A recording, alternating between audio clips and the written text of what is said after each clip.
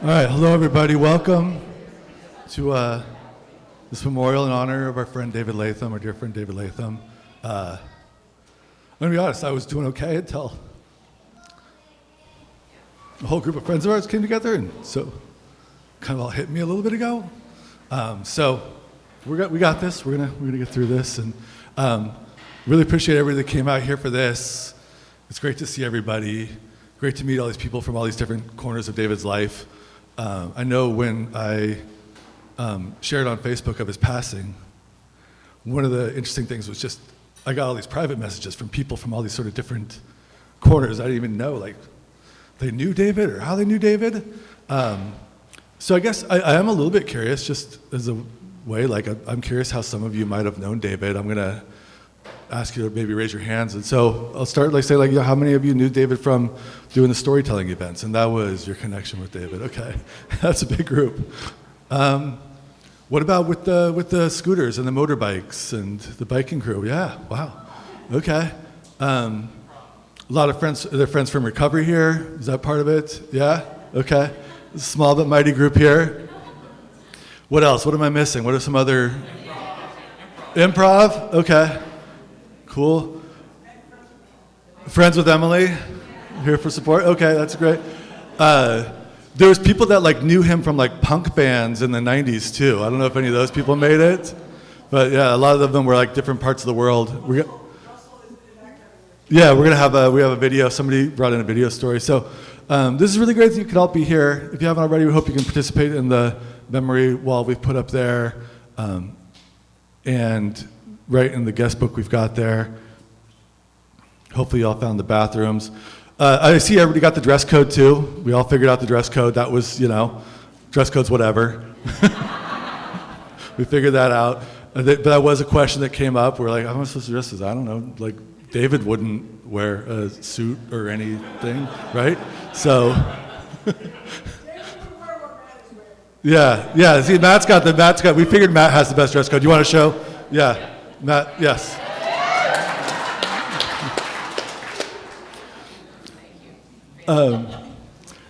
But my name is Nathan Young, by the way, and I'm a time friend of David from not even that long, like 2012, I think. I don't even know exactly when. But I feel very honored to be able to kind of be this sort of host for us tonight here. And probably have guessed what we're going to do. We're going to share some stories about David, and we're going to hear some music played in honor of David or for David, and and just try and do something that is appropriate for this man that we all loved. And we're going to start off with some music from Dan Steinman. He's going to play a violin song for us.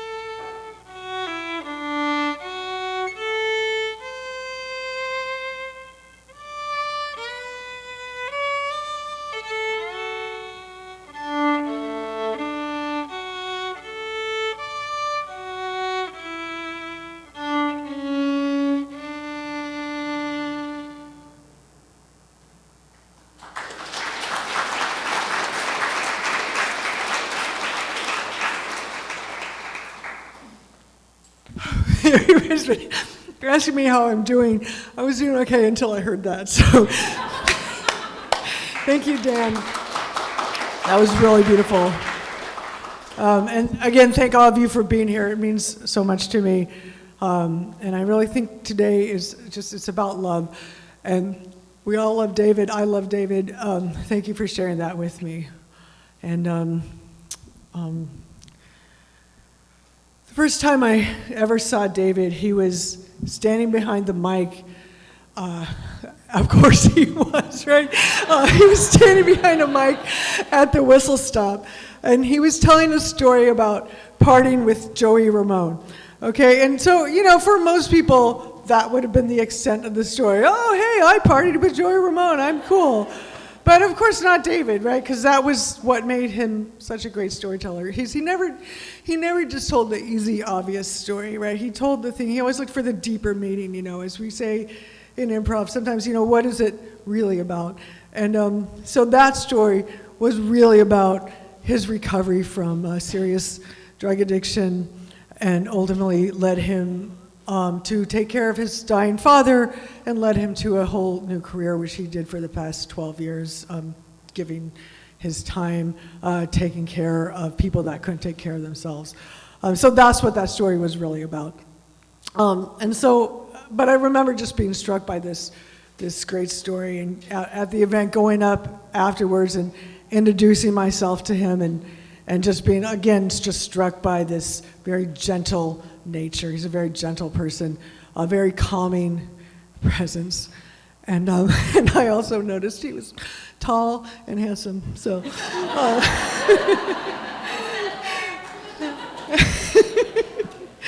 So we ended up being together for almost 10 years. I just want to say, during that time, first and foremost, he was a kind person. And that was really the glue that held our relationship together.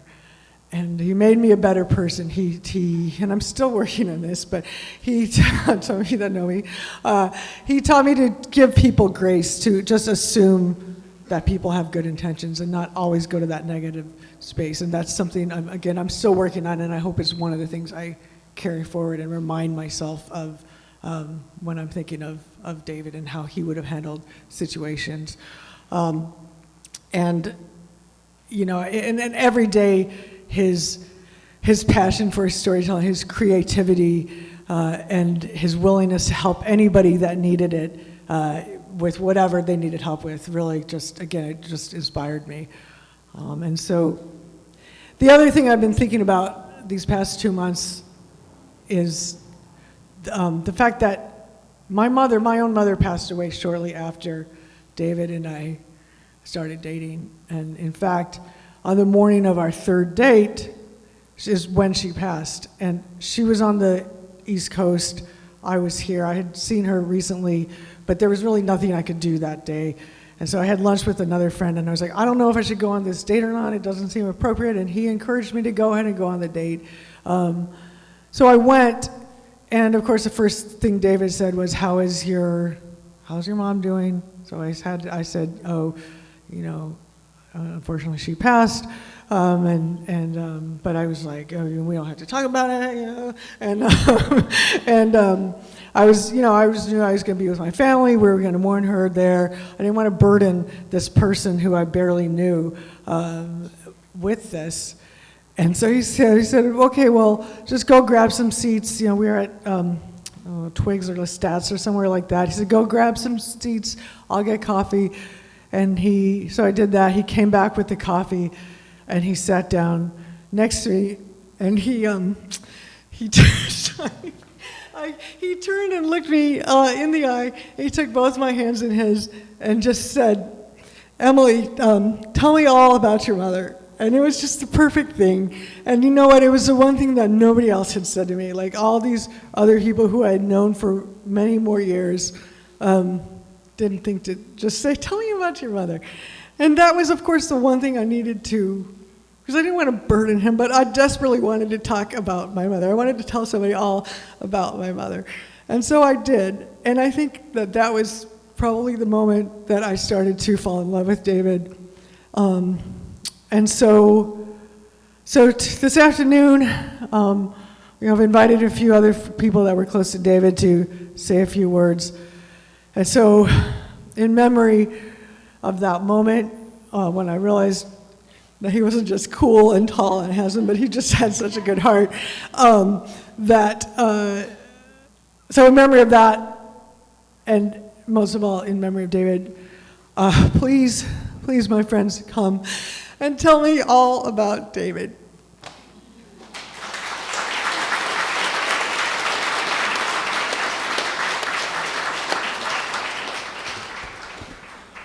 Hello again.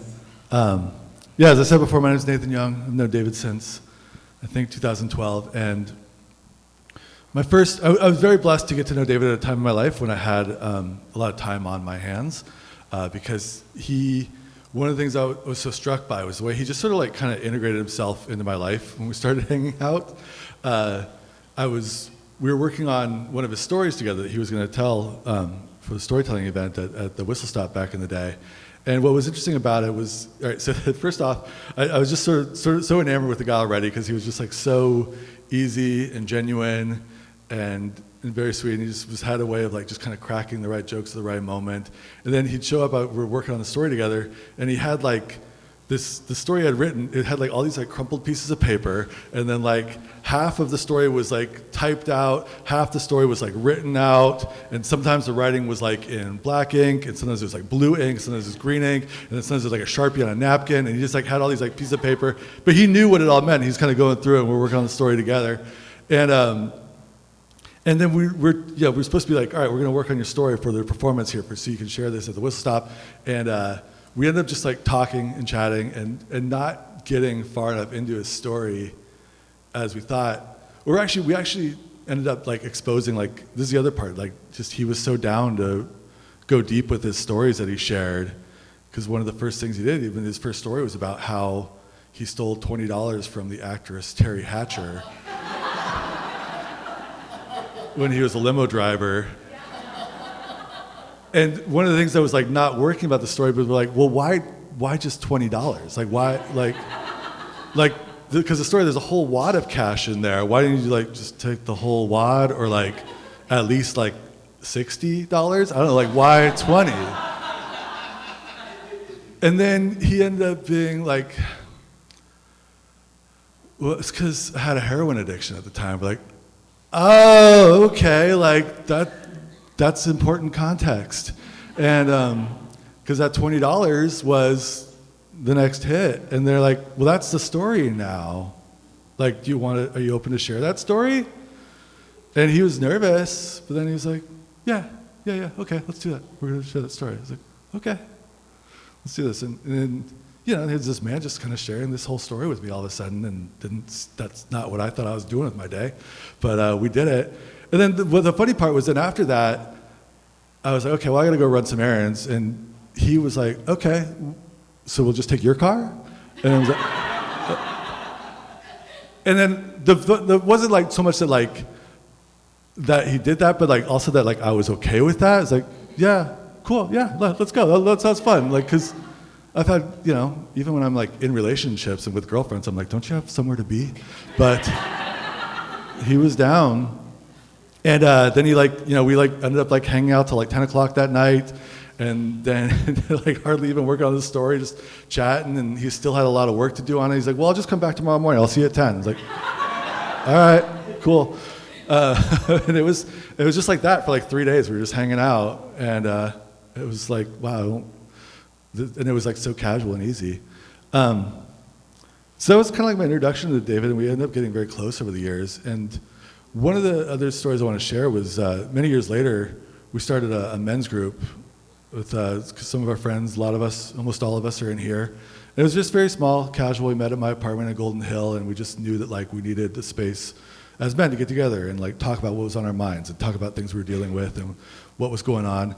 And such a big part of David's story was mortality, and he was such an important voice in that group, because one of the big challenges that everybody was going through, just we're all, the point in our lives where our parents are starting to get older, and we're struggling with that, how to manage that. And David was such an important voice in that room and had so much to share with regards to that for all of us.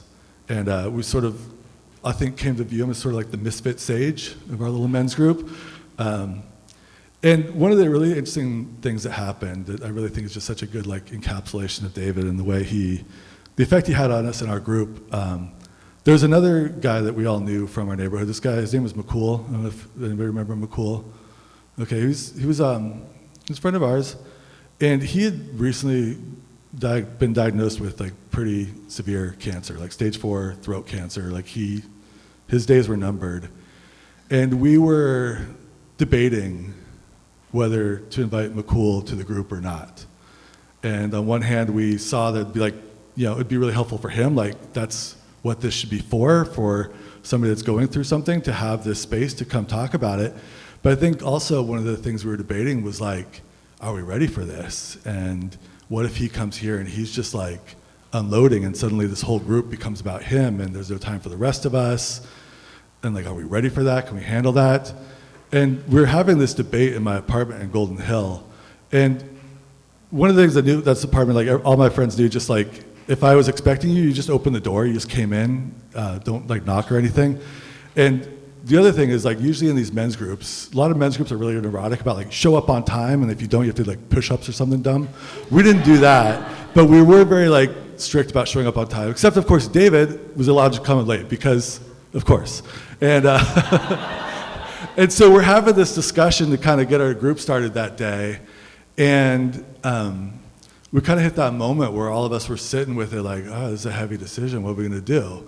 And fucking David's got the best timing always, all this time. This is when he busts in the door, he comes like flying in the door, just like Kramer-esque, and he's holding like a peanut butter sandwich, and he just starts talking like right away. He's like, oh guys, what's going on? Sorry, I'm late, what's going on? How are you? And like, he kind of sees us like somber. He's, oh, what's going on?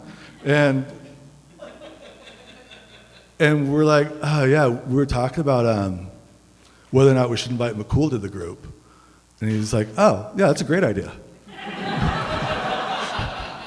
And we're like, oh, all right, decision is made. And we invited McCool to the group, and he ended up being like a really powerful voice for us also, where like just to have this perspective from this man that was like dying as we're talking through our lives, and it was just really powerful to have his perspective in the room there as we were all talking about careers and girlfriends and our parents and everything, and he had his own perspective, and he was just a really wonderful addition. And it was just so funny the way David's like, yeah, of course, yeah, that sounds great, let's do it. And so that just really kind of encapsulated him for me, that sort of openness that he always brought. And he ended up taking care of McCool through the end of his life too, which was kind of as he was starting that work. And I know there was just like a really important thing. He was able to be there for him and for the group too, and he just always became somebody that I knew I could talk to when I had heavy shit going on in my life, as I'm sure many of you experienced also. So yeah, that is my story about David. So I'm going to bring up Mr. Kevin Manley now too.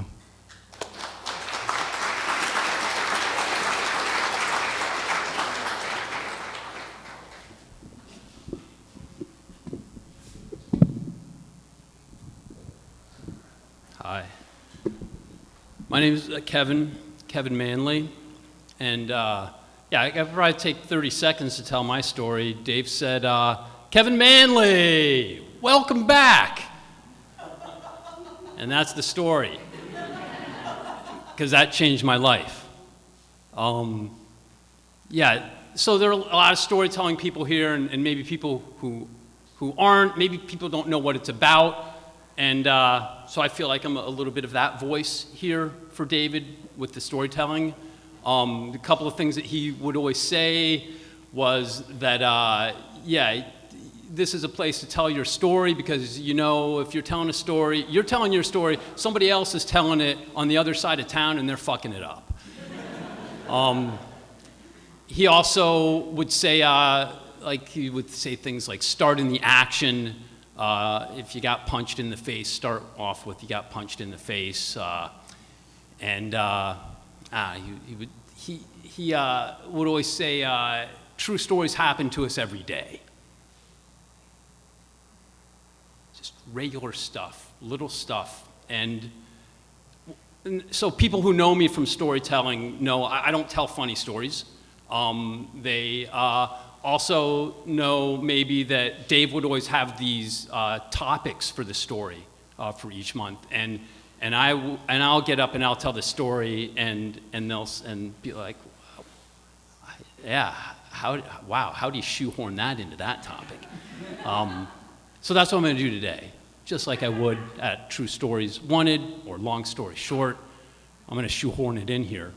I've been teaching for 25 years. I've been teaching high school math at an all-boys school. And after my first year, I did not think I was going to make it here at teaching. And after the first year, I did not want to go back. But I said, well, I'll give it a try. And I had a student in that first 2 years who just tested me every single day. And he was like the guy who that's who I needed to see, do I really have what it takes to teach at an all-boys high school? This is the boy I needed. And he got under my skin, and he annoyed me, and he was disrespectful, and I hated this kid. Like in my 25 years of teaching, there are like 3 boys that I would say I hated. And I was like, I do not want to ever see you again. If I see you on the street, please just turn around, walk the other way. There are like 3 boys. I want to punch them in the face. And this was one of those boys. So he graduated, and like 5 or 6 years later, I was driving down the street, and my window opened, and I heard shouting. And then I just felt like the shouting was for me.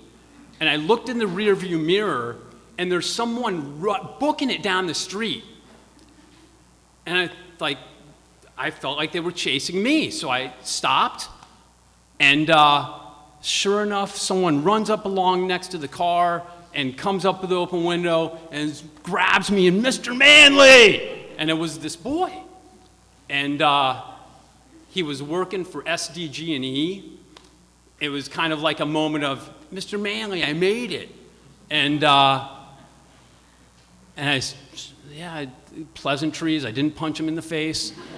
And he said, you know, that one day you were coming around checking the homework, and you said, and I didn't have my homework done again, and you said, Anthony, what are you doing? And he said, that hit me so hard.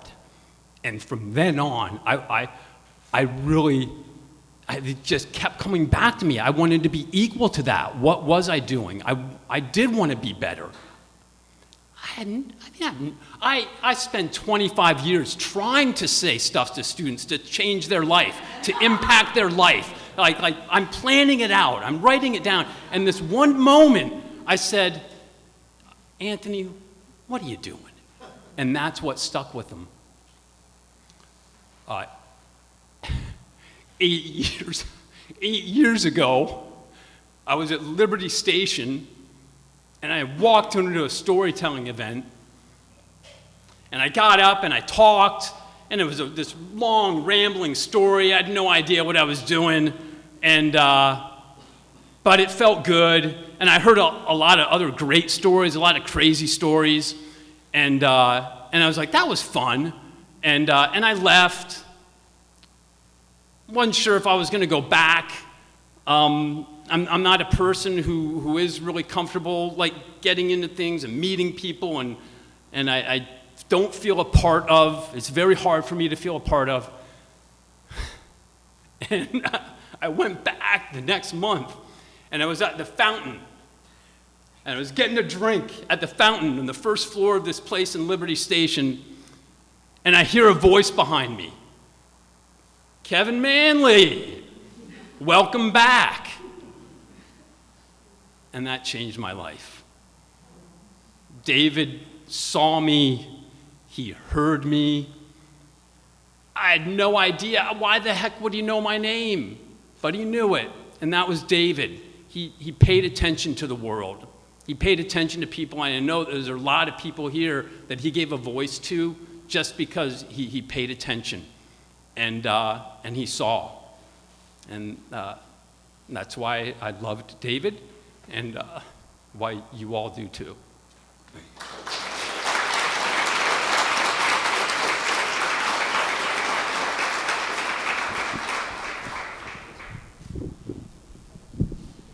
I'm sorry that I was just a liar. Okay, my name's Rob. I'm David's third brother in line of 5. I came here today because, well, it's a great little experience. David has impacted me in so many ways. The biggest impact he had, a little history. I had stomach cancer about 1.5 years ago. David called me up and said, you know what? I'm going to be there for you. I'm going to come. Now, David's not a man of means, by any sense of the imagination. But like you said, like the people set up here, he comes and he says, I'm going to be there. He's going to be there. Like David came, and I said, David, I don't care if you come, but please come anyways, you know? But he came, and as my wife here, my kids can contest, he gave me words of encouragement. He said, look, Rob, he says, look, you're my brother, and I would never give this for the world. I said, David, I don't know what to say. You know what? And then he goes, but you know what? I had another gig somewhere else as well, you know. But I gave it up for you. I said, David is always sarcastic, and had the hand motions. Yeah. How many people, I could see him in a puppet show. He'd be down like this, his hands like that, and be talking. And you'd be memorized by his hands, you know, all the time. It's great. But what I struck about me was the fact that he was always there for you. And like the people contest up here, he encouraged you. And that's what you needed, encouragement. And I got over my cancer for the time being right now, and I really enjoy it. But I give it a lot to my brother David, and my other brothers, my mom, and my wife, and my kids. But I tell you, David, he affected me later in life. We kind of parted company for a while, but he came back, and when he comes back in a very emotional way. He was like that guy, just like David Bowie, he falls out of the eye, the guy, you know, just Aladdin saying, just comes out of nowhere. And there's David. Hey, you know, it's David. And then like he said, he's just a character, you know? He'd be like the guy walking into a bar and just like, yeah, you know what? I kind of walked in the wrong way, but you know what? Since I'm here, let me tell you a story, you know? That's the type of guy he was. And to see all the people here, the diverse group he's got here, that speaks of David. David didn't speak to one, he spoke to many. And when he talked, people listened because you were enamored by his look, the way he talked, the way he like that. And by the way, he drove my father crazy. Am I right? My father and my mother, both from Liverpool, England. And my brother David, every time he come in, he'd say, look, you know what he said to me today? He goes, hey, David, you know, what you doing here? You got to do something with your life here, you know. And David would say, I am. I'm David Latham. And I thought, that's a good comeback, you know? But that's the way he was. He was able to take a situation that could be a bad situation and make it into a funny situation, and you just like laugh about it. I can see him on the street with 2 guys who are about to go fisticuffs. He'd walk in and say, look, I don't know you and I don't know you. But I tell you what, he had something to say and he had something to say. And I'm going to say something right now, and I'm going to dispel this whole thing. And that's the type of guy he was. He just stopped the whole thing right there on the spot. And that's what I liked about him, you know. And he never had, what I had to say, a bad thing to say about a lot of people. You know, if he was up there talking about somebody, he wouldn't badmouth them. And he would never start fights. He'd always stop them. And that's what I really respected about the guy. Some people just, you know, they get into a situation and just say, oh, well, David wouldn't be like that. David would say, well, you know, it's a funny story. Let me just tell you about it. That's the type of brother I had. And between him and his other brother, well, as the story, people don't know, my other brother died of cancer, March 5th. David died February 17th. He died the day he was leaving from my brother's house that morning. And I just say, that's the type of guy he was. the last minute, give whatever he had. And I'm just so happy for the guy. Now where he's at, he's probably next to God going, you know what, I got a story for you too. That's the type he was. And I think he's affected a lot of people, like I said earlier in this conversation, he's affected a lot of people, and in a good way. And I hope he's given people a lot of positive messages for the rest of their life. You just don't, you can be out there and you can make a fool of yourself, but you can make a funny fool of yourself, you know? And you can bring yourself up and make yourself a better person out of it. He's done that for me, and he's done it for a lot of other people. So that's all I have to say. Thank you very much.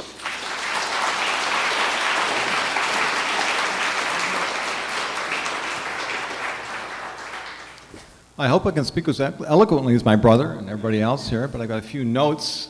I'm not a storyteller, but I'll do the best I can. Good afternoon, everybody. My name is Peter Latham. I'm the eldest brother of our family. David was the fourth in line of the 5 boys. Today we gather here not to mourn David's passing, but to celebrate the life of David and remember the joy and love that he brought to many of us in this room. Just a little background about our family. David was the second youngest of 5 boys. We were all born in Melbourne, Australia. My parents emigrated there in 1959, and we were all born there. We eventually made our way to the States, first to Rochester, New York, where I still live, and then they came out here in 1986, and within a year or two, the whole family was out here in San Diego. One thing that made our relationship, David and I's, special was we were born the same day, 5 years apart. I'm 5 years older than my brother. My mother had 5 boys in 6 years, right, Mom? She was pregnant for 7 years, about approximately. So one thing that I remember, the earliest recollections of David was his profound use of wit and humor. Even at an early age, he was very witty, and I remember that. He left Rochester in about 1988. I think I was about 28. I didn't see him a lot. I came out to San Diego a couple times a year to see my parents, my brothers, but I didn't see him too much. But when I did see him, he was always cracking jokes, very humorous, very sarcastic, very sarcastic. And sometimes it upset me how sarcastic he was to me. Like he was trying to pick on me or something. I get back from the early years, I think. He also had the ability to walk into a room and you didn't know what was going to happen. It's like a freight train coming in. What's going to happen now? And what I took away from that was he made us take ourselves a little less seriously. You know, especially me, I'm a serious guy sometimes. I had businesses, I had all things going on, and he would always make me feel ease and take myself a little less seriously than I would normally do. So let me ask you a question. When you hear the name David Latham, what words come to your mind? Well, a few words that come to my mind, some adjectives, are witty, humorous, caring, encourager, thankful, real. He was a real person. He spoke from the heart. He was also a storyteller and a very unique man. He was probably one of the most unique persons I had the pleasure of knowing in my life. Even though I didn't see him a lot, he was very, very unique. But he would always bring a smile to my face and in my heart and people he touched around him. So let me elaborate on a couple of these traits that I think that were of David Latham. Storyteller. David loved to tell a good story, and he started a storytelling group, as many of you are here in San Diego know. Caring and caregiver. So I know people know, but our father in 2012 contracted leukemia and Alzheimer's to the point where he was home in hospice, and David moved in to my parents' house to take care of him. He later used those skills to become a CNA. A little background on David. David bounced around from jobs. He was always doing this and doing that, never had a direction as far as his job in life. And I just thought that's how David was. When my dad got sick, he moved into the house, and he kind of found his calling to be a caretaker, a caregiver. And he made that his occupation for the last 10 or 12 years. So my other brother elaborated about my brother Michael. My brother Michael lived in Portland, Oregon. He was diagnosed with stage 4 pancreatic cancer in October of last year. And we would take turns going out to stay with Michael and help take care of him. My brother Paul, who's right here, and Robert, and David. So back in February, David was out in Portland, Oregon, to take care of his younger brother, Michael. And on the very last day of his visit, he wasn't feeling well, and he had a heart attack. And Emily called me from the hospital, very distraught, and she kept on saying, David. And I couldn't get it in my head that David, no, Michael's the one that's sick, not David. And she explained that he wasn't feeling well that morning and took him to the hospital. He had a massive heart attack, and he did pass that day. So it was a shock, a real shock to me and our family. And we kind of had in our heads that Michael was going to pass, and to hear the words David is gone. And to me, I still expect him to walk in the door and say, hey, it's all a big joke, I'm still here. But it's not. So I want to dedicate this memorial service today, not only to David, but to Michael, our youngest brother. He passed 2 weeks after David did. And so I just want to finish up. May we all strive to live our lives with humor, compassion, and caring that defined my brother, David Latham. Thank you.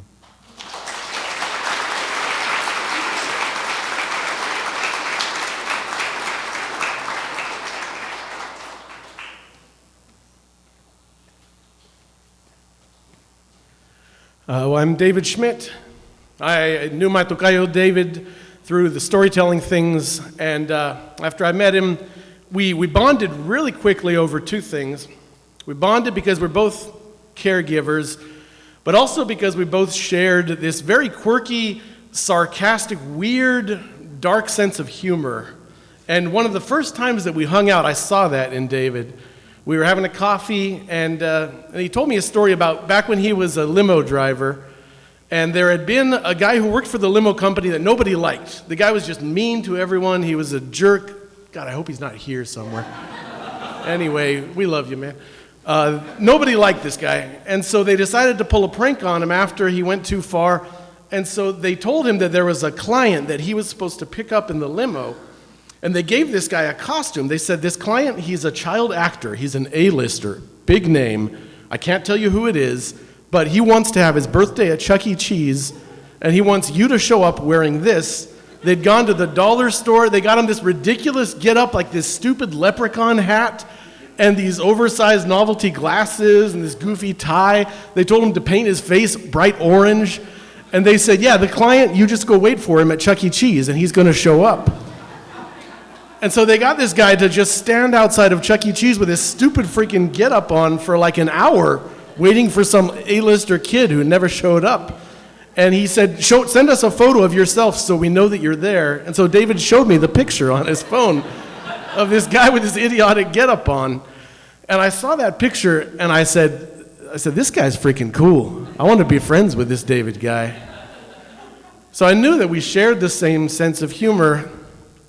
But then as I got to know him more and more, I realized much more importantly that David had this really unique quality that he could combine that kind of dark, sarcastic sense of humor with a character that was absolutely pure and free of judgment.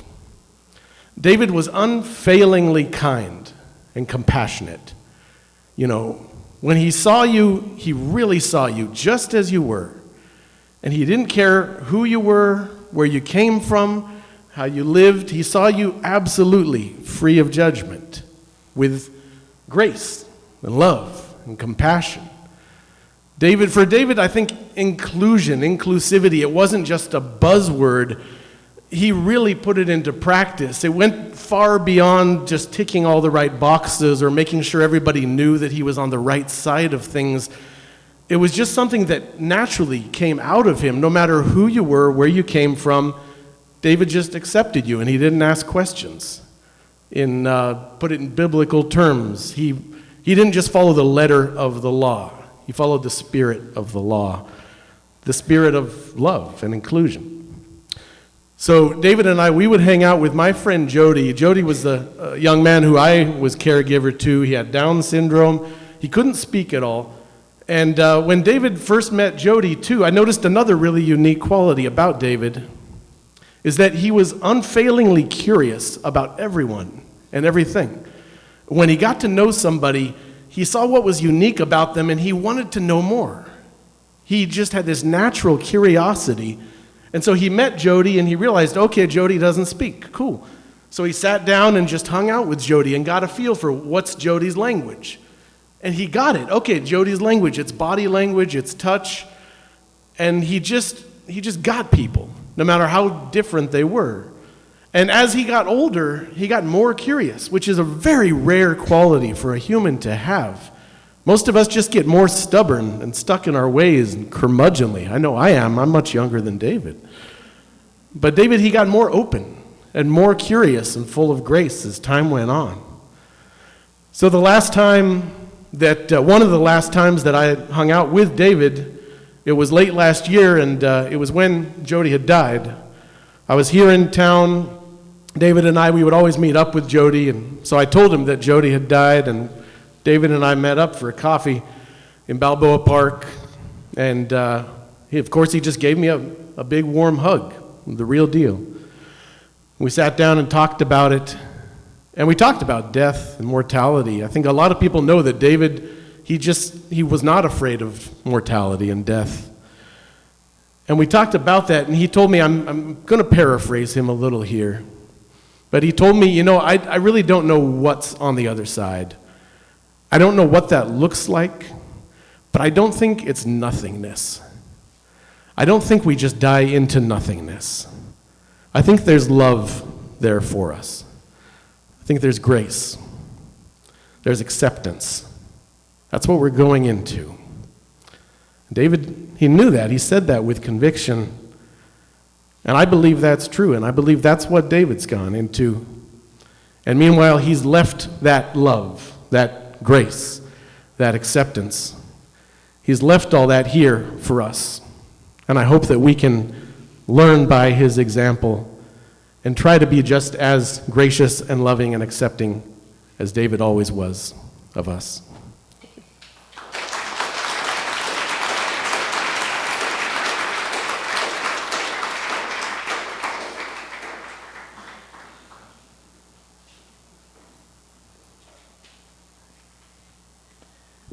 Oh my gosh, there's a theme emerging here. My name is Lisa Kane. My father was William Orcutt, and David was my dad's caretaker for 11 years. David came into our lives when my dad fell and broke his hip at my sister's house, and if you know my dad, it would take more than a broken hip to slow him down. I'm not sure what would slow him down. If any of you have heard stories about Bill Orcutt from David, you know Bill Orcutt and David were twin souls. They were destined to find each other. And that was one of the things we talked a lot about over the years. And first and foremost, I want to say thank you to the Latham family for sharing David with us, because David is as much a part of our family as anyone. He came to us at a time when we all knew it was going to change. 86 years old and someone who never said no to anything, right? And here comes David, newly in recovery, after having lost his dad not that long before. And he's presented with my dad, who is a project and a half. And David was from day one the person who understood that he needed to be him. My dad needed to stay my dad in order to have a successful life, and they had adventures. And one of the things that I've always said I appreciate most about David is that he told me early on, I'm going to tell you only what you need to know. And you're going to know that if I don't tell you, you don't know. And if I do tell you, you do know. You do need to know. And I want you to think about how much trust that takes to leave your aging parent with someone who is like that. The two of them together got into some adventures. I think one of my favorite stories, David accompanied my dad on an honor flight. My dad was a World War II veteran and a Korean veteran, and they flew to Washington, D.C. And there's a great story about how my dad smuggled a fifth of something onto the plane. And I mean, he's 90-something at this point in a wheelchair, and David and my dad started passing it amongst the rows, and these poor flight attendants are like, this is not allowed.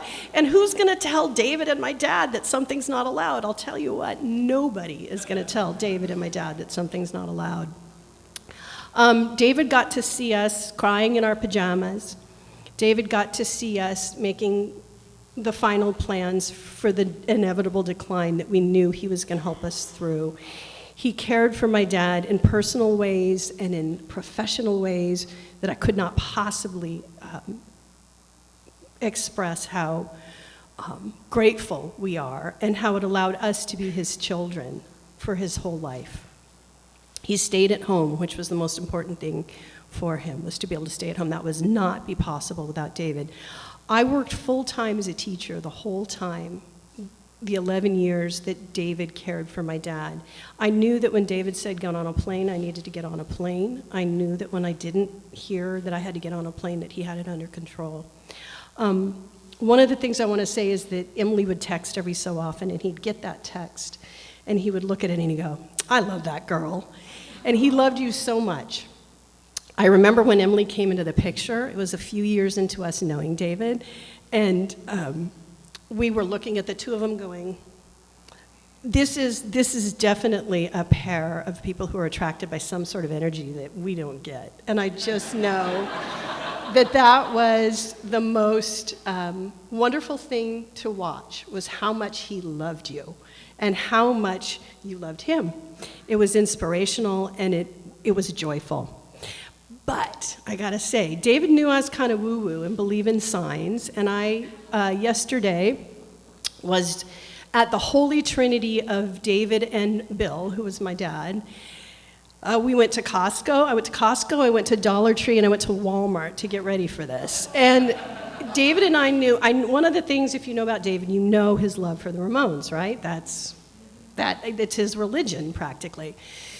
So I'm driving, and he knows I'm woo-woo, so I'm listening to the radio, 91X. We always fought over the radio. He would put it to comedy stations, I'd put it back to 91X. And so it's my car, 91X right now. I'm driving out of Costco. I just bought the things, including his favorite candy back there, his chocolate candies. And I was just thinking of him, thinking about like, how am I gonna move on? How am I going to have you, David? Because I can't not have you. And the Ramones came on. And I know the song, it was Teenage Lobotomy, so I grabbed my phone because I wanted to take a picture. And I took a picture, and this is the truth, I have it on my phone. The song is Teenage Lobotomy, but on the radio it said, pretend we're dead. I am not kidding you. It said, pretend we're dead. And I thought to myself, I don't know if that storytelling group still is around, but if that ain't a sign to think about that deeper meaning, what would happen if we pretended we were dead? If we lived as though life isn't always permanent, and that maybe on that other side there's joy, there's connection. He knows that I feel we go to this great I am, we go to this oneness, and that oneness is eternal and much more real than what we have here. He knew that. So he's sending me messages from the Ramones. And then I pull out of the Dollar Tree, and the Dollar Tree was especially important to David and my dad because my dad sent cards to everyone for everything, and towards the end of his life, David had to write them. So David and my dad spent more of time than you could imagine writing cards.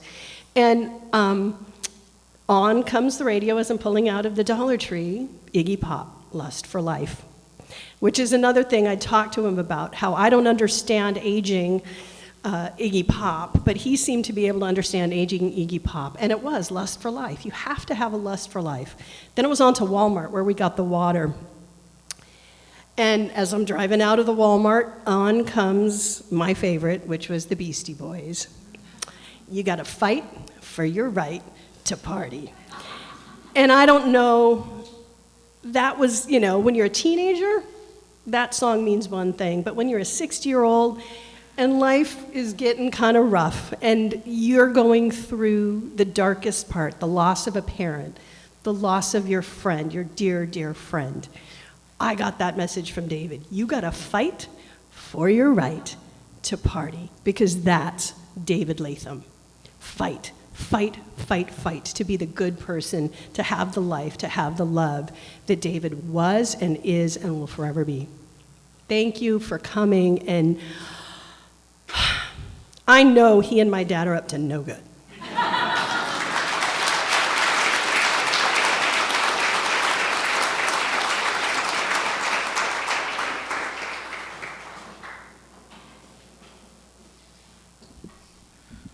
Hi, everyone. My name is George. I've known David for 15 years. I met David in recovery 15 years ago, and he's been a very dear friend since then. You know, you know, when I first met David, I was 22 years old and strung out and very dirty, and he was also very, you know, not in a good place. And we met at meetings, and we became friends, and we were always together in the first couple of years of our recovery. And we looked like a very odd friend couple. Here was this very tall, middle-aged man, and, you know, I was this young, raggedy kid, and we used to go to Danny's after going to meetings late, and I was very, you know, abrasive kind of personality, and I kind of didn't really know how to be around a lot of people in public places, you know, coming from kind of a harsh background. And David, being the humor guy that he was, used to say to the waitress, say, you know, don't mind him, you know, this is a youth that I'm sponsoring for, you know, this thing, you know, and I don't know why I remember that. This is one of these early memories of him in our early days. Fast forward a couple of years after that, you know, I'm really glad to hear what I heard about him as far as his sense of humor and whatnot, and the aspect of what he saw in people, and the interest that he saw in people that were different or that were a little interesting, you know, and he really wanted to find out more about them. I really like that, who said that, because I feel that was sort of what he did with me when we became friends. And you know, we spent a lot of hours talking about life, talking about music and comedy. That's what we always talked about, those three things. He told me about his family. He told me about his storytelling he had just started to do, and he would always try to encourage me to join him. And at the time, I thought that it wasn't really my thing. You know, I wasn't really interested in that. He seemed very, very interested in that. And I remember when I first heard about Emily, I remember first hearing about all the bill and the caretaking and all of the stories that came with that. And you know, he's seen me, you know, grow up as a young man, and he always had this thing with me where he always felt the need to make sure that I was okay when time had gone by that he hadn't seen me, because he wasn't sure if I had fallen back to, you know, if I had gone back to drugs and whatnot. And we've always stayed in touch, and we've always kept up. And he, you know, he hated Nickelback. I don't know if you guys know, he hated that, like a lot of people do. And one of my favorite things to do was when we would ride in the car together, and when I'd pick him up, I would always have How You Remind Me. I made sure that not because I like the song, but just because I like to mess with him. And he really, really appreciated that kind of thing, even though he hates Nickelback. But he would sit there and we would listen to Nickelback, listen to the whole thing. Right before he went to Oregon to go see his brother, we had been starting a band that we had been working on. We were kind of planning on stealing him from the Anchovies there, and the last thing I said to him right before I last saw him, I said, "I'll see you when you get back." And we had been planning to rehearse for the months to come. And, I haven't experienced much loss in my life. I've been, it's just been that way. I'm 35 years old, and I've never really lost anyone close in my life. And I think that this is kind of the first one. And it still hasn't really hit me yet. I still kind of, like someone said, I still kind of expect him to kind of walk through the door there. And, I spent so many hours with him making fun of things and just having lots of laughs. And, I was at the grocery store with my girlfriend the other day, and there was something that had reminded me of a joke that I would have liked to have said to him. And for a second there, I kind of said to myself, I really can't wait to tell him about this particular joke that I had in mind. And for a second there, I had forgotten he was gone. This was 2 days ago. And then I was like, oh yeah, that's right, And then my girlfriend had reminded me of this, and I knew it wasn't going to be easy.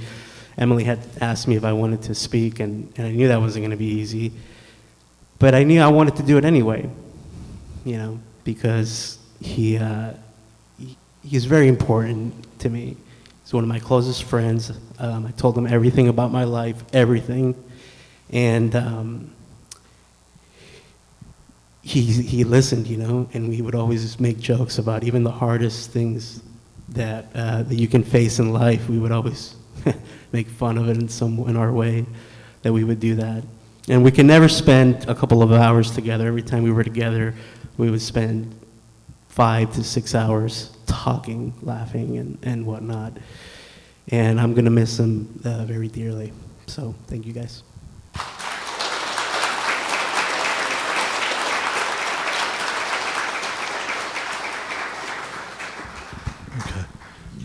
How's everybody doing? Hanging in there still? We got a couple more speakers. Does anybody need to get up and shake or anything? Just something like that? And if you need to use the bathroom, it's out there too, in case anybody's looking for it. So our next speaker is going to be a video. And this was I'm going to tell a quick story about this. So after I posted on social media about David's passing, there's this comedian I followed on Instagram. His name was Russell Hicks. And he was like a famous comedian. He has like tens of thousands of followers on there. And I sort of had a vague notion that this guy was from San Diego and like maybe knew some people, but like I just people that knew like Taylor Tomlinson and stuff too, right? So like, yeah, he was like this famous comedian and he lived in the UK. And anyway, so after I posted about David's passing, this comedian, Russell Hicks, he messages me that like, and he's like, hey, I saw your post about David. Me and David were best friends. We like played in a punk band together in the 90s. And so I'm like, wait, what's going on? What's happening here? This like random comedian I follow on Instagram is talking about like playing in a punk band with David way back in the day and that they were best friends. Like what's going on? But apparently it's a true story. And it's all true, yeah. And so he wanted to give us a video story to share with us about David. So here that is. Hello. First of all, Emily, thank you very much for letting me do this video. I don't want to take a lot of time, so I'm just going to tell you a couple real quick stories that, are my favorites with me and David. I met David when I was 19 years old, and I'm 41 now. I was working at this telemarketing place. I had just moved down to the city, San Diego, and David was there, and he was like 38 at the time, and I remember this telemarketing place was completely shady, and I don't even know if it was legal, but we were selling computer software. And the great thing about this telemarketing place was that when you got on a call, everybody's information would pop up. So you had their street, you had their name, which made it perfect to make prank phone calls. So I used to listen in while David would make prank phone calls. And very quickly I realized this was the smartest, funniest person I had ever met in my life, and probably will ever meet again. He had me crying. And not only that, but because he wasn't cruel, he had the people he was pranking would start laughing. And he would leave them, you know, having had a better day than they were going to. I remember that. It was amazing. And we bonded over this band, the Ramones. And there was, the documentary had just came out about the Ramones, and it was playing in San Francisco, and the director was doing a Q&A. So David was like, we should go. And I was like, yeah. So we did. We took this trip to San Francisco together. We drove up there on the weekend, and we spent like 3 days in San Francisco. And it was amazing. We saw the documentary, and I laughed harder on that trip than I have probably ever laughed in my life, because he would do impressions of the people that we worked with at this telemarketing place. I don't think any of them are probably at this event.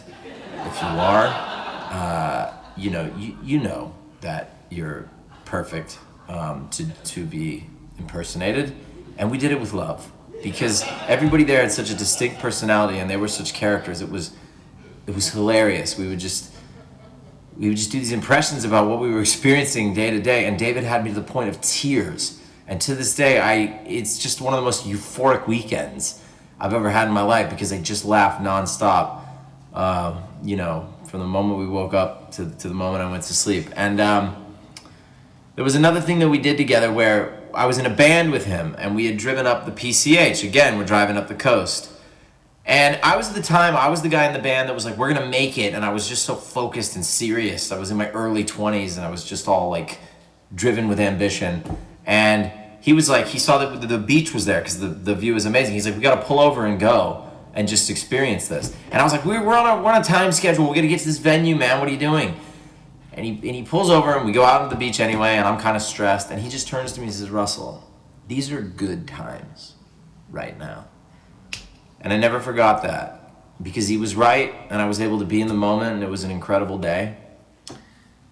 And I think about that a lot, because one of the things I'm grateful for is that all the times that I was with him, I knew that they were good times. I just had this feeling, because we connected in a way that I've never really connected with anyone before or since. He's such an integral part of my life. I can't even really imagine him being gone. I remember we would, no matter what we were doing, it would end up me and him at the end of the night. So if we were having band practice, eventually everyone would go home, and it would be me and him, and we'd be sitting at the studio diner in Mira Mesa, having a burger and just talking and laughing for hours and hours. And I remember thinking in those moments, these are good times. I know this is special, and it was just the best. One of the last times I saw him, I went back to San Diego. I was in Balboa Park, and we were sitting together, and I was updating him on my life, because I mean, like, things have changed. I live in England now, and I was about 38, and I realized I'm the same age that he was when we met. And it was kind of blowing my mind, because at the time he was just so old to me. And he said, yeah, now can you appreciate the fact, at the age you are now, can you appreciate the fact of what it's looked like to the rest of my friends when I had to explain to them that I was taking a 19-year-old boy to San Francisco for the weekend?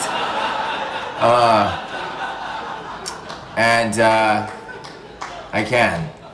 And yeah, you know, he was my best friend, and he's still my best friend, and I'll miss him.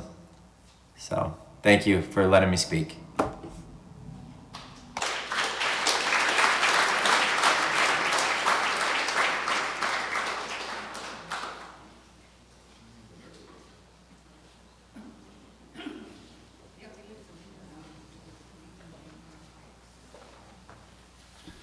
Hi, everyone. I realized as I was writing this that I forgot to introduce myself in my own script, so now I have to improvise, which is terrifying, so here we go. My name is Rory Kelly. I've known David for over 10 years. We met through writers groups, and Emily, that's a request. So these days, the phrase "the main character" is often used derisively. It implies someone is narcissistic or self-obsessed or somehow centering themselves in other people's lives and stories. And as you've heard and will hear this evening, David was the main character in many of our stories, but he was far from narcissistic. He didn't care about focusing on himself because he wanted to listen. He wanted us to speak. And when he spoke, we laugh or think or just know we heard something real and true. Such was David, a product of an incredible wit and an adventurous life that always offered keen insights into the world. I first got to know David through writers' workshops at Space for Art. His style was unmistakable. Even in off-the-cuff remarks, he'd treat his audience to interesting asides and observations that only he could come up with. Many of these became running inside jokes with my wife and I.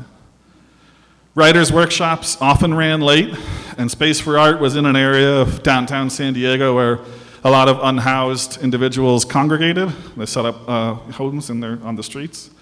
As we walked to our cars one night, one unhoused person followed us, claiming we owed him $3. The man wasn't threatening or dangerous. He was just looking for a few bucks, which we unfortunately didn't have. So after about a block or so, David turned to this guy and in a friendly, jovial tone just said, $3? What are you talking about? You owe me $5. And this made everyone laugh, and such was David's humor and pathos. He saw the humanity in everyone and found ways to relate to all around him. He would listen to people, really listen, and then respond with an often hilarious message or one-liner that just put everything into perspective. We all have David's stories because he was the familiar face at the party who was happy to see you. He was the cajoling creative who encouraged the voices of others. He was the hilarious presence who lifted all spirits. He let people in. He didn't center himself, but with his big heart, his infectious smile, and his attentive ear, he always made the people around him feel recognized. He did this by creating a community. He did this by being a friend. So with his passing, many of us have lost a vital confidant, a dedicated partner, an essential figure of warmth and companionship and laughter who could forge a connection as easily as taking a breath. Our main character is gone from us now, but never from our stories. Rest in peace, David. Hope you're hitting them up for $5 in the afterlife. Thank you.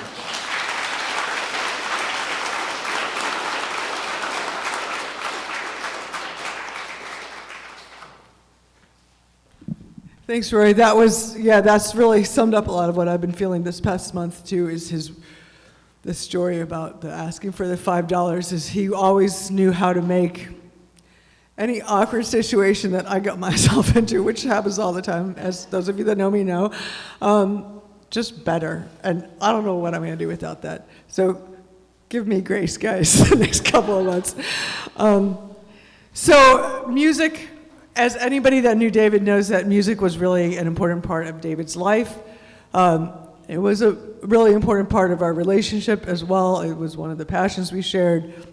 One of the things that brought both of us so much joy in the past couple of years. And actually I thought of it when Russell was talking, these are the good times. And I'm really thankful that I realized it when these parties were happening. And you guys, some of you know what I'm talking about, the big mega anchovy parties, I hope to have some reincarnation of those in the future, but they will never be the same without David. And I knew it at the time. I knew I would stop in the middle of those parties and just try to savor the moment because it was so great having my boyfriend playing the drums and all my friends there dancing to that music. And so brought both of us a lot of joy. And so I thought that what better way to end this service today than with just a few more songs.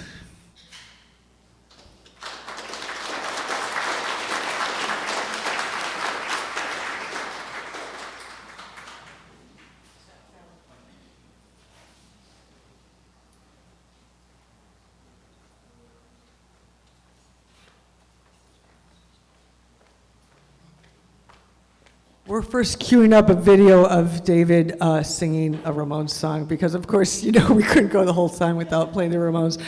And then Mega Anchovy is going to do some live music.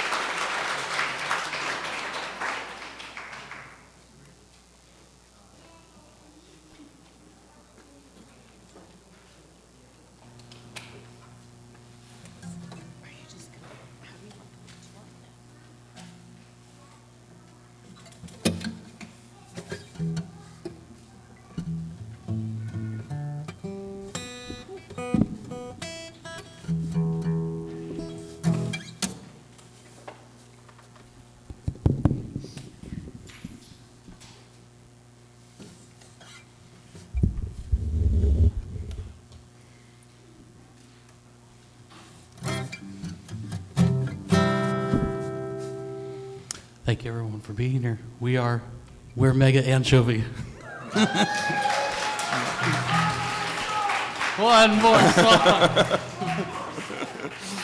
We're so grateful to be here and grateful for David, who was a wonderful fellow, and we'll play us out. This one's for you, David.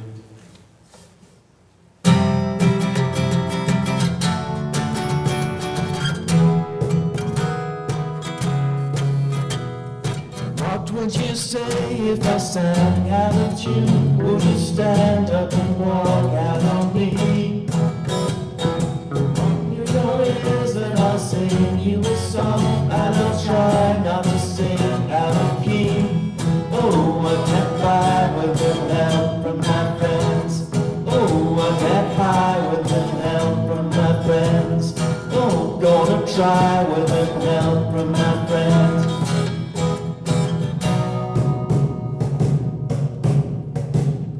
What do I do when my love is away? Does it bother you to be alone? How do I feel by the end of the day? Was you sad because you're on your own? No, I get by with the help from my friends. Oh, I get by with the help from my friends. Oh, gonna try with the help from my friends. Do you need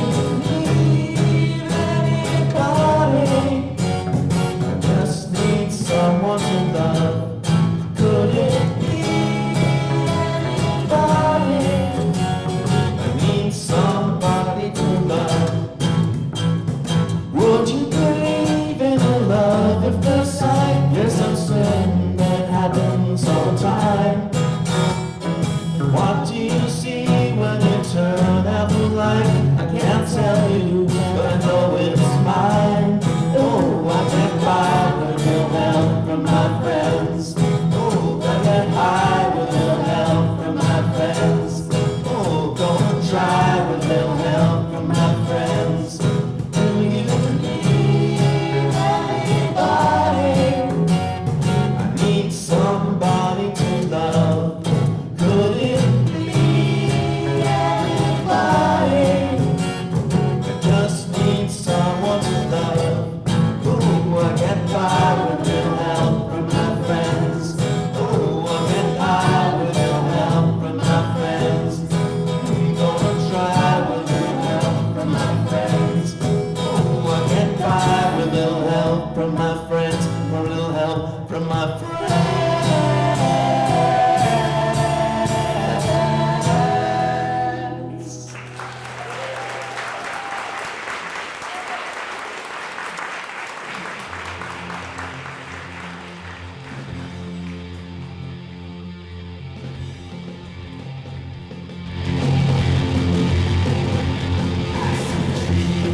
Thanks all for coming out tonight.